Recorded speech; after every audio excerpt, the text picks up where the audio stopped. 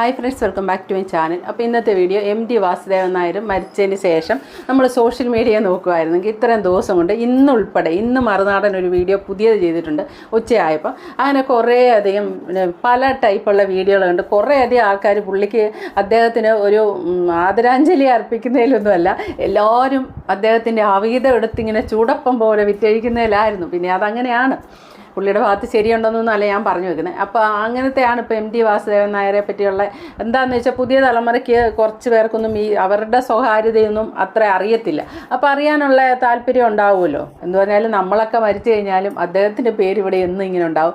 എഴുത്തച്ഛൻ കഴിഞ്ഞാൽ പിന്നെയുള്ള ആളാണ്. അതേപോലെ തന്നെ മലയാളികൾക്ക് കിട്ടിയൊരു നിധി പോലെ അങ്ങനത്തെയാണ്, അതുപോലത്തെ ഒരു മനുഷ്യൻ. അതുകൊണ്ട് അത്രയും ആരാധിച്ച് ജനങ്ങൾ വെച്ചിരിക്കുന്ന ഒരു വിഗ്രഹം, ആ വിഗ്രഹത്തിൻ്റെ ഒരു മറുസൈഡ് സദാചാര കണ്ണിലൂടെ നോക്കുമ്പോഴത്തേനും വളരെ വൾഗറായൊരിതാണ്. അത് കാരണം അങ്ങനത്തെ ന്യൂസുകളിട്ട് ചാനലിനൊക്കെ നല്ല വ്യൂസ് ആയിരുന്നു. കാരണം എന്താണെന്ന് വെച്ചാൽ MTയുടെ സ്വകാര്യത അറിയാനുള്ള രീതി.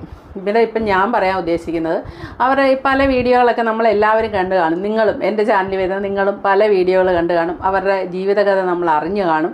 എന്തായിരുന്നു ഒന്ന് കുറച്ചൊക്കെ പൊടുപ്പും തൊങ്ങലും ഒക്കെ വെച്ച് പറയുമെങ്കിലും അതിൻ്റെ അകത്ത് നമ്മൾ സോഷ്യൽ മീഡിയ എന്ന് പറഞ്ഞ കാര്യത്തിൽ ടോട്ടലി വൺ ലൈനായിട്ട് പറയുവാണെങ്കിൽ, അദ്ദേഹത്തിന് പ്രമീള എന്ന് പറഞ്ഞ ഭാര്യയും മകളും ഉള്ളപ്പം അദ്ദേഹം ഡാൻസ് പഠിപ്പിക്കാൻ വന്ന ഒരു ടീച്ചറിനെ സ്നേഹിച്ച് ആദ്യ ഭാര്യയും കുഞ്ഞിനെ ഉപേക്ഷിച്ചിട്ട് ഈ ടീച്ചറിനെ കെട്ടി അതിൽ പിള്ളേരുണ്ടായി അങ്ങനെ ജീവിച്ചു പോകുന്നു എന്നുള്ള രീതി. അത് നമ്മുടെ കണ്ണിലൂടെ നോക്കുമ്പോൾ ഒരു കുട്ടിയും ഒരു ഭാര്യയുള്ള ഒരു പുരുഷൻ മറ്റൊരു സ്ത്രീയെ എന്തിൻ്റെ കാരണത്താലായാലും മറ്റൊരു സ്ത്രീയുടെ പുറകെ പോകുമ്പോൾ അത് തെറ്റാണ്. ഒരു സൈഡിൽ MT എന്ന മഹാപുരുഷനെ നമ്മൾ ആരാധിക്കുമെങ്കിലും മറു സൈഡിൽ ഈ ചെയ്തതിനെ നമുക്ക് മലയാളികൾക്ക് അംഗീകരിക്കാൻ പറ്റുന്ന കാര്യമല്ല. ആ ഒരു വിഗ്രഹം ഉടഞ്ഞു വീണു എന്നും പറഞ്ഞാണ് നമ്മളെല്ലാം കമൻ്റ് ഇടുകയും അങ്ങനെയൊക്കെ ചെയ്യുന്നത്. അതിനെ കീറി മുറിച്ച് നമ്മൾ എത്രയെല്ലാം പരിശോധിച്ചു, പുള്ളിയുടെ ഭാഗത്ത് എത്രയെല്ലാം ന്യായമുണ്ടെന്ന് നിരത്താൻ നോക്കിയാലും അത്ര വലിയ ന്യായമൊന്നും നമുക്ക് കേരള സംസ്കാരം അല്ലെ നമ്മുടെ കൾച്ചർ വെച്ച് നമുക്ക് കാണാൻ അധികം സാധിക്കില്ല. എന്തിൻ്റെ പേരിലാണേലും പറ്റത്തില്ല. അപ്പോൾ ഇന്ന് ഞാൻ ചെയ്യുന്ന വീഡിയോ എന്താണെന്ന് ചോദിച്ചാൽ, MT വാസുദേവൻ നായരുടെ ലൈഫ് നമുക്കൊന്ന് പരിശോധിച്ച് ഒരു ചർച്ച ചെയ്യുകയാണെങ്കിൽ നമുക്ക് അതിൻ്റെ അകത്തുനിന്ന് ഉൾക്കൊള്ളാൻ പറ്റുന്ന കുറേയധികം നമ്മൾ മനസ്സിലാക്കി മുന്നോട്ട്, അതായത് ഇനി വരുന്ന പിള്ളേരെങ്കിലും മനസ്സിലാക്കി പോകേണ്ട കുറേ പാഠങ്ങളുണ്ട്. കാരണം ഈ പുരുഷന്മാരായിട്ടുള്ളവരുടെയൊക്കെ ഉള്ളിൽ ഈ ഒരു ശകലം മേധാവിത്വ മനോഭാവം ഉണ്ട്. അന്നുമുണ്ട്, ഇന്നുമുണ്ട്, എന്നുമുണ്ട്. സ്നേഹവും പ്രേമമൊക്കെ ഒരു സൈഡിൽ നടക്കും. അവരങ്ങോട്ട് കല്യാണം കഴിച്ച് ദാമ്പത്യമായിട്ട് കഴിയുമ്പോഴത്തേനും ഭാര്യ ഒരു പടിയല്ലേ 2 പടിയല്ലെങ്കിൽ ഒരു 3 പടി താഴെ നിൽക്കണം എന്നുള്ളൊരു ഇത് വരാം.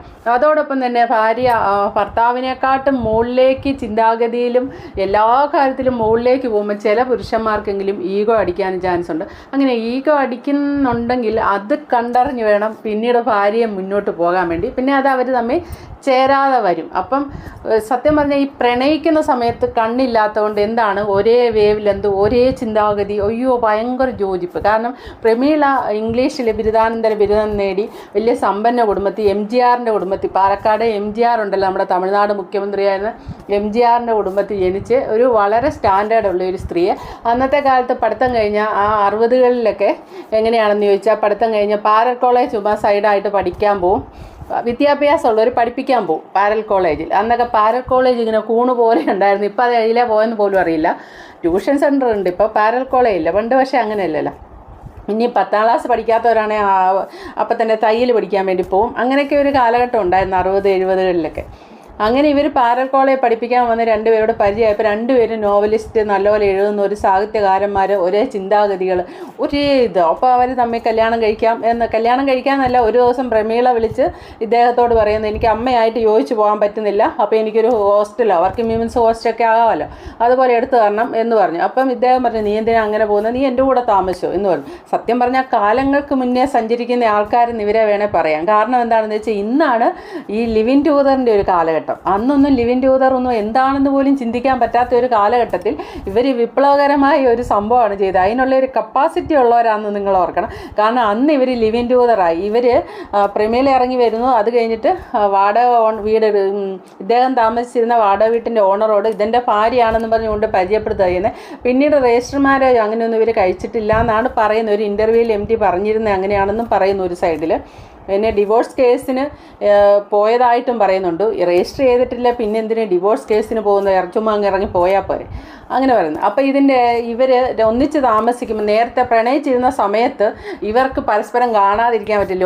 ഒരാൾക്ക് ചുറ്റും കറങ്ങുന്ന ഉപഗ്രഹം എന്നല്ലേ പറയുന്നത്. പ്രണയിക്കുന്ന സമയത്ത് പുറത്തും അവരുടെ ആ ഒരു ചുറ്റളവിൻ്റെ പുറത്ത് നടക്കുന്ന കാര്യങ്ങൾ പോലും അവരറിയില്ല. അങ്ങനെ എപ്പോഴും കാണുക, കണ്ണുകളിൽ നല്ല തിളക്കവും പ്രതീക്ഷയും എല്ലാം ആയിട്ട് മുഴുവൻ സമയം പരസ്പരം കണ്ടുകൊണ്ടിരിക്കാൻ തോന്നുക, ഒരു അല്പം പോലും അകന്നിരിക്കാൻ തോന്നുക, ഇതൊക്കെ പ്രണയത്തിൻ്റെ ഒരു രോഗമാണ്. അത് കഴിഞ്ഞ് അങ്ങോട്ട് ഇവർ 1960-കളിലെങ്ങാണ്ടാണ് കല്യാണം കഴിക്കുന്നത്.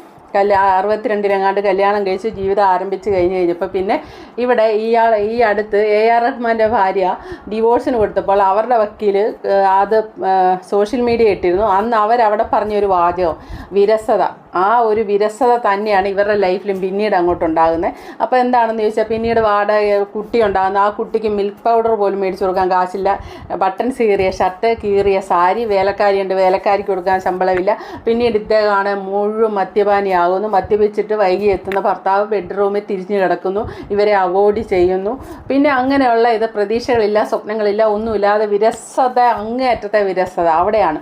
അതായത് രണ്ടുപേർക്കും ഒരു ആകർഷണവും പരസ്പരം ഉണ്ടായിരുന്നതൊക്കെ പോയി. അല്ലെ കുടുംബത്തിൽ രണ്ടുപേർക്കും തമ്മിൽ സ്നേഹമില്ല, അതോടൊപ്പം തന്നെ ഇവർക്ക് യോജിച്ച് പോകുന്നതിലും ഒരു ഇഷ്ടമില്ല. രണ്ടും രണ്ട് വ്യക്തിയായിട്ട് പോകുന്നു. പിന്നീട് കുറച്ചുകൂടെ കാലം കഴിഞ്ഞപ്പോഴത്തേക്കിന് ഇങ്ങേര് മാതൃഭൂമിയുടെയൊക്കെ പത്രാധിപനാകുന്നു, സിനിമയിലാകുന്നു, വൻ മേഖലകളിലെല്ലാം. അപ്പോഴും നിങ്ങൾ ഒരു കാര്യം ഓർക്കണം, ഇവർ ബിരുദാനന്തര ബിരുദമുള്ള സ്ത്രീയാണ് ഇംഗ്ലീഷ് സാഹിത്യത്തിൽ. അതുകൊണ്ട് തന്നെ MD എഴുതുന്ന മഞ്ഞെന്നൊക്കെ പറഞ്ഞ നോവൽ, അതുപോലുള്ള നോവലുകൾ ഇങ്ങനെ ആഗോളതലത്തിൽ ശ്രദ്ധ ആകർഷിപ്പിച്ച് കൊടുക്കാൻ ആകർഷിച്ചത് ഇത്രയും വലിയ ആളായിട്ട് വളർന്നത് ഈ പ്രമീളയുടെ ഒരു സംഭാവന അതിൻ്റെ അകത്ത് മറക്കാൻ പറ്റാത്തതാണ്. കാരണം ഇങ്ങേര് എഴുതിയ നോവലുകളെല്ലാം അവർ മലയാളത്തിലേക്കാക്കി വിവർത്തനം ചെയ്യുന്നതിൽ അവരൊരു അഗ്രഗണ്യായ ഒരു സ്ത്രീയാണ്. അത്രയും വിദ്യാഭ്യാസം ഉണ്ട് അവർക്ക്. അവരെ വിവർത്തനം ചെയ്യുന്നതിൽ ആർക്കും മാറ്റി നിർത്താൻ പറ്റില്ല.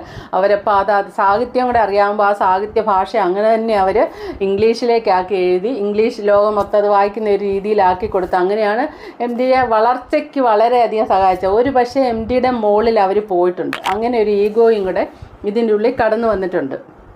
അപ്പോൾ അത് കഴിഞ്ഞ് അവർ ചോദിക്കാൻ ഒട്ടും പറ്റാതിരിക്കുന്ന സാഹചര്യത്തിലാണ് പിന്നീട് ഈ സരസ്വതി ടീച്ചർ എന്ന് പറയുന്ന ടീച്ചർ കടന്നു വരുന്ന കുട്ടിയെ ഡാൻസ് പഠിപ്പിക്കാൻ വേണ്ടി കടന്നു വരികയും പിന്നീട് അവർ തമ്മിൽ സ്നേഹത്തിലാകുകയും ഇത് മനസ്സിലാക്കിയ പ്രമീള കുട്ടിയെടുത്ത് വീട് വിട്ടിറങ്ങുക ചെയ്യുന്നത്. വക്കീലിനോട് പറഞ്ഞ് ഡിവോഴ്സ് കേസ് കൊടുത്തിരുന്നു എന്നാണ് പറയുന്നത്. വക്കീലിനോട് പറഞ്ഞ് ആ കുട്ടിയെ മതിയെന്നാണ് പറഞ്ഞത്. പിന്നെ അവർ അമേരിക്കയ്ക്ക് പോവുകയും എടുക്കുകയും ചെയ്തു. അപ്പം മോളെ പോലും അവർ സാഹിത്യകാരന്മാരിൽ നിന്ന് അകറ്റി നിർത്തിയിരുന്നെന്ന് ഇങ്ങനെ കേട്ടു. കാരണം അപ്പോൾ അവരത്രയും വെറുത്തു എന്നാണ് പറയുന്നത്. പിന്നീട് അവർ 90-കളിൽ നാട്ടിൽ തിരിച്ചെത്തിയിട്ട് പ്രമേഹമോ ക്യാൻസറോ എന്തായിട്ട് MDയെ കാണണമെന്ന് വളരെയധികം ആഗ്രഹം പലരായിട്ട് പറയുകയൊക്കെ ചെയ്തെങ്കിൽ MD അതിന് സമ്മതിച്ചില്ല. പിന്നെ വേറൊരു കഥ പറയുന്നത് അക്ഷരത്തെറ്റാണ്, അല്ല അക്ഷരങ്ങൾ എന്ന് പറയുന്ന സിനിമ MD എടുത്തു. ഇവർ രണ്ടുപേരും എഴുതുന്നതല്ല ഇവരുടെ സ്വന്തം ആത്മകഥ പോലത്തെ കഥയാണ് കൂടുതൽ എഴുതിയിരിക്കുന്നത്. അപ്പോൾ ആ ഒരു സിനിമയിൽ സുഹാസിനിയും സീമയൊക്കെ അഭിനയിച്ചിട്ടുണ്ട്. പ്രമീളയായിട്ട് അഭിനയിച്ചത് സുഹാസിനിയാണെന്ന് തോന്നുന്നു, സരസ്വതി ടീച്ചറായിട്ട് അഭിനയിച്ചത് സീമയാണെന്ന് തോന്നുന്നു. ഇന്നെ തിരിഞ്ഞു പോയോന്ന് എനിക്കറിയില്ല, ഞാൻ ആ സിനിമ കണ്ടിട്ടില്ല. ഇങ്ങനെ പറഞ്ഞ് സോഷ്യൽ മീഡിയയിൽ നിന്ന് കിട്ടിയ വിവരങ്ങളാണ് ഞാൻ ഈ പറയുന്നത്.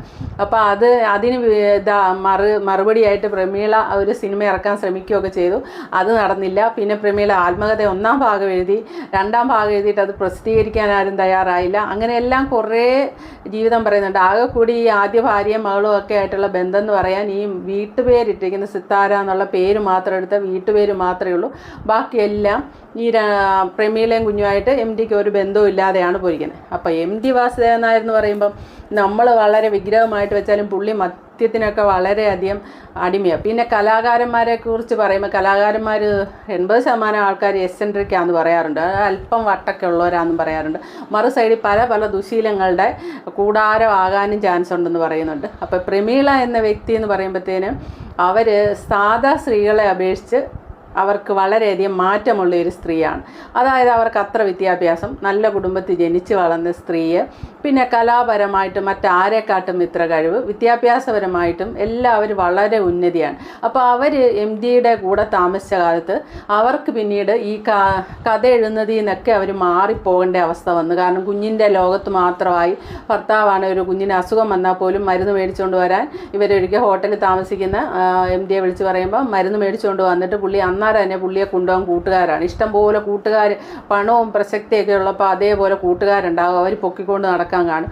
അപ്പോൾ ഇവർ കൂടുതൽ അവോയ്ഡ് ചെയ്യുന്ന സ്വന്തം കുടുംബത്തെ, ഭാര്യയെ തന്നെയായിരിക്കും അവോയ്ഡ് ചെയ്യുന്നത്. അപ്പം കുഞ്ഞിൻ്റെ കാര്യത്തിൽ പോലും ശ്രദ്ധയൊക്കെ ഇല്ലാതെ വരികയും മദ്യത്തിന് അടിമയാകുകയും കൂട്ടുകാരുടെ കൂടെ പോവുകയും മറ്റുള്ള സ്ത്രീകളുമായിട്ടൊക്കെയുള്ള ബന്ധം ഇങ്ങനെയെല്ലാം കണ്ടുകൊണ്ടായിരിക്കാം ആ സ്ത്രീ അവിടെ നിന്ന് സ്വയം ഒഴിഞ്ഞു കൊടുക്കുക ചെയ്തത്. അല്ലാതെ അവരുടെ ഭാഗത്ത് ഈ നമ്മൾ വിശകലനം ചെയ്യുമ്പോൾ സ്ത്രീയായിട്ട് പറയല്ല, അവരുടെ ഭാഗത്ത് ഈ പറയുന്ന വലിയ തെറ്റില്ല. പിന്നെ ഇവരുടെ ലൈഫിൽ നിന്ന് നമുക്ക് ഉൾക്കൊള്ളാൻ പറ്റുന്ന കാര്യം എന്ന് വെച്ചാൽ പുതിയ തലമുറയാണെങ്കിലും ചിന്തിക്കുമ്പം ഈ ഒരേപോലുള്ള ആൾക്കാർ തമ്മിൽ ഒരേ ചിന്താഗതി, ഒരേ തട്ടിലുള്ളവരൊക്കെ തമ്മിൽ വിവാഹം കഴിക്കുകയാണെങ്കിൽ ഈ പറയുന്ന ഈഗോ ക്ലാഷ് ഉണ്ടാകാൻ വളരെ എളുപ്പമാണ്. ഇങ്ങനെ തന്നെ അവൾ എന്നെക്കാട്ടും ഒന്നുമല്ലെങ്കിലും നമ്മളുടെ ജോലിയിൽ പോലും ഭാര്യ ഭർത്താവിനെക്കാട്ടും കൂടുതൽ സ്ഥാനം കിട്ടിക്കഴിഞ്ഞാൽ അവിടെ ഉണ്ടാകുന്നുണ്ട് ഒരു ഈഗോയുടെ പ്രശ്നം. അങ്ങനെയൊക്കെ ഉണ്ടാവും. അപ്പോൾ അതൊക്കെ മാനേജ് ചെയ്യാന്ന് പറഞ്ഞാൽ ശരിക്കും ശ്രദ്ധിച്ച് ചെയ്തില്ലെങ്കിൽ ഈ പറയുന്ന ഡിവോഴ്സ് എന്ന പദം നമ്മുടെ ലൈഫിലേക്ക് കടന്നു വരും. മൂന്നാമതൊരു വ്യക്തി കടന്നു വരുന്ന പോലെ. അതേപോലെ ഞാൻ പല വീഡിയോ നേരത്തെ പറഞ്ഞിട്ടുണ്ട്, നമ്മുടെ ലൈഫിൽ മൂന്നാമതൊരു വ്യക്തിക്ക് എൻട്രി കൊടുക്കരുത്. ഇനി എത്രയധികം വിരസതയും ഭാര്യയും ഭർത്താവും തമ്മിൽ അത്രമേൽ അടുപ്പവും ഇല്ല, നേർക്ക് നേരെ നോക്കിയാൽ സംസാരിക്കാറില്ല, മിണ്ടാറില്ല, അങ്ങനെയൊക്കെ ഉണ്ടെങ്കിലും നമ്മുടെ ലൈഫിൽ മൂന്നാമതൊരു വ്യക്തിക്ക് നമ്മളൊരു എൻട്രി കൊടുക്കാൻ അവസരം സ്ത്രീ ആണേലും പുരുഷനാണേലും ഉണ്ടാക്കരുത്.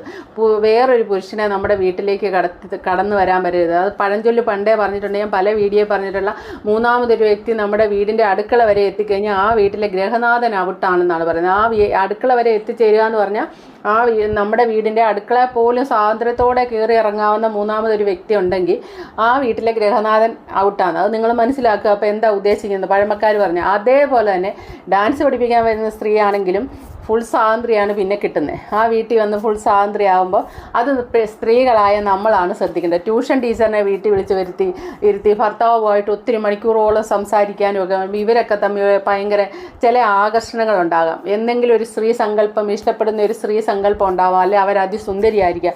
അങ്ങനെയൊക്കെയുള്ള അവരുമായിട്ട് ഇങ്ങേരുമായിട്ടൊക്കെ സംസാരിക്കാൻ അവസരം കൊടുക്കുമ്പോൾ ഒരു ആകർഷണം തോന്നി നമ്മുടെ സമൂഹത്തിൽ നിലനിൽക്കുന്ന സദാചാര കാര്യങ്ങളൊക്കെ വിട്ട് മറന്നുപോയി അവർ ആ കൂടെ പോയെന്നിരിക്കും. അപ്പോൾ ഈ ഒരു ജീവിതത്തിൽ നിന്ന് നമ്മൾ മനസ്സിലാക്കേണ്ട കാര്യം, നമ്മുടെ ലൈഫിൽ ഈ പറയുന്ന പോലെ മൂന്നാമതൊരു വ്യക്തിക്ക് ഒരു എൻട്രിയും കൊടുത്തേക്കരുത്. ആണായാലും പെണ്ണായാലും ഒരു കാരണവശാലും കൊടുത്താൽ അവർ നമ്മുടെ ജീവിതം തോണ്ടിയെടുത്തുകൊണ്ട് അവരവരുടെ വാട്ടിന് പോകും.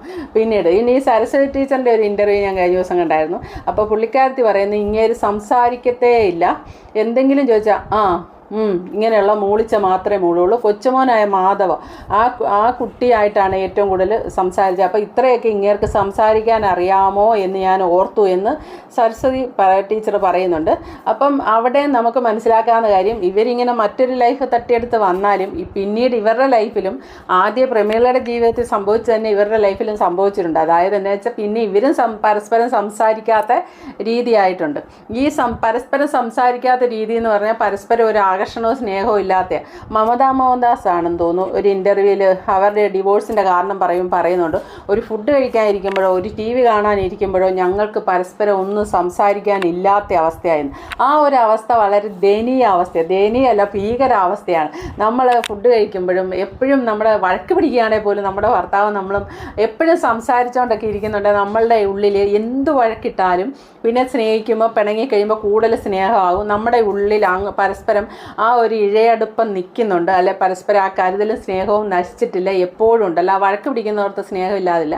പക്ഷേ എങ്കിലും അങ്ങനെ നമ്മൾ സ്മൂത്തായിട്ട് കടന്നു പോകുന്നതിൻ്റെ ഇടയിൽ ഒരു കാരണവശാലും മൂന്നാമതൊരാൾക്ക് ഒരു അവസരം കൊടുത്തേക്കരുത്. നമുക്ക് സ്ത്രീകളായ നമുക്ക് ഇഷ്ടം പോലെ സുഹൃത്തുക്കൾ സ്ത്രീകൾ കാണും, പല കാര്യത്തിനും അവർ നമ്മളുടെ വീട്ടിൽ വരുന്നുണ്ട്. പക്ഷേ നിങ്ങളെല്ലാം അതിനൊരു ലിമിറ്റ് വെച്ചേക്കണം, ഒരു പരിധി വരെ വെച്ചേക്കണം. അതുപോലെ പുരുഷന്മാരാണ് സത്യം പറഞ്ഞാൽ ഫ്രണ്ട്സിനെ എല്ലാം വീട്ടിൽ കൊണ്ടുവരരുത്. ആ സിറ്റൗട്ട് വരെ വന്ന് സിറ്റൗട്ട് ഇരുന്ന് പറഞ്ഞ് തീർത്ത് അവരെ പുറത്തേക്ക് വിടാനുള്ള ഒരു ബന്ധുവേ വീട്ടിലോട്ട് വിടാവുള്ളൂ. വീടിന് വെളിയിൽ പോയിട്ട് നിങ്ങൾക്ക് എന്ത് വേണമെങ്കിലും ബന്ധമാക്കാം. അപ്പം ഇതിൻ്റെ അകത്ത് കീറി മുറിച്ച് എങ്ങനെ പരിശോധിച്ചാലും MDയുടെ ഒരു പരാജയം ഇവരുടെ ഈഗോ തന്നെയാണ്. അവർ ഒരേ മേഖലയിൽ ഇപ്പം അവർ പ്രമീള ഒരു പടി ഉയരത്തിലാണ്. അതാണ് അങ്ങനെ സംഭവിച്ചത്. പിന്നെ മറുസൈഡ് ഈ ഡാൻസ് ടീച്ചറെ വീട്ടിൽ വിളിച്ച് ഇരുത്തിയതാണ് വേറൊരു പ്രശ്നം. അപ്പം നമുക്കും മനസ്സിലാക്കി മുന്നോട്ട് പോകാൻ പറ്റുന്ന ഒരു കാര്യമുണ്ട്. ഈ വക കാര്യങ്ങൾ നമ്മൾ നമ്മുടെ ലൈഫിൽ നിന്ന് ഒഴിവാക്കുന്നതല്ല. കാരണം എത്ര മഹാന്മാരും എത്ര നല്ല ചിന്താഗതികളും വളരെ വിഗ്രഹങ്ങളായിട്ടുള്ളവർക്കും നിസ്സാരമായ ചാബല്യങ്ങൾ, മനുഷ്യനല്ലേ, മനുഷ്യൻ്റെ മനസ്സ് ഒരു മാന്ത്രിക കുതിരയായി പായുന്നു. മനുഷ്യൻ കാണാത്ത പാതകളിൽ നിന്നൊരു പാടുണ്ട്. നമുക്ക് നമ്മുടെ മനസ്സിനെ ഒന്നും ഈ പുറമേയുള്ള സദാചാരമൊന്നും വെച്ച് നിയന്ത്രിക്കാൻ പറ്റില്ല. മനസ്സ് ചുമ്മാ കടിഞ്ഞാളില്ലാതെ എതിലെ വേണമെങ്കിൽ യാത്ര ചെയ്യും. പിന്നെ നമ്മളും കൂടെ അങ്ങ് ഒപ്പം പോയി നമ്മുടെ ലൈഫ് പോവുക ചെയ്യുന്നത്. അപ്പം നമ്മൾ എന്താണ്, സാഹചര്യം ഉണ്ടാക്കാതിരിക്കുക എന്നുള്ളതാണ് ഏറ്റവും അധികം ശ്രദ്ധിക്കേണ്ടത്. പുരുഷനാണേലും സ്ത്രീ ആണേലും സാഹചര്യം ഉണ്ടാക്കരുത്. ഏത് കേസിലും ഒരു സാഹചര്യമാണ് വില്ലനായിട്ട് വരുന്നത്. ഏതൊരു സ്ത്രീയും ഏതൊരു പുരുഷനും എല്ലാം മോശക്കാരായി മാറുന്നത് സാഹചര്യമാണ് വില്ലൻ. അപ്പോൾ ബുദ്ധിപൂർവ്വം ചിന്തിച്ച് ആ വക സാഹചര്യങ്ങൾ ഒഴിവാക്കുക, അതാണ് നല്ലത്. അപ്പോൾ okay, thank you for watching. അടുത്ത വീഡിയോ കാണാം. ആദ്യമായിട്ട് കാണുന്ന ഒരു ചാനൽ ഒന്ന് സബ്സ്ക്രൈബ് ചെയ്യാനും ലൈക്ക് ചെയ്യാനും മറക്കല്ലേ.